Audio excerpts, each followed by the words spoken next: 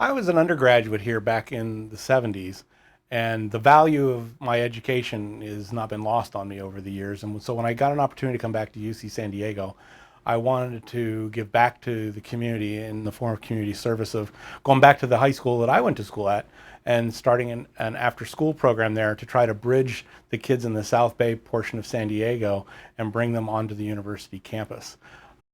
I believe that education is the key to social mobility. I also believe that it's a diversity of learners that is what's going to be required to solve really complex societal problems in the future because it takes lots of perspectives on things. So it started out with my going down to Castle Park, and one of the projects that I was involved here on the campus was with production of biofuel. There are a lot of students on the campus that were interested in biofuels, and while it wasn't an area of expertise that was assigned to me from the past, they wanted to use the analytical instruments in the lab, and that was what I was in charge of.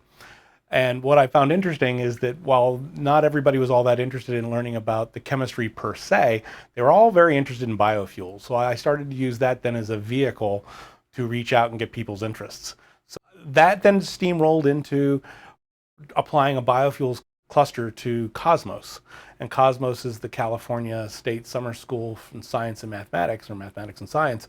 And one of the things there in terms of diversity is I get to choose which kids come into the program. And so I always am on the lookout for which students, especially the ones from the disadvantaged schools, who I think that will really benefit by being on this university campus in a 4-week residential program.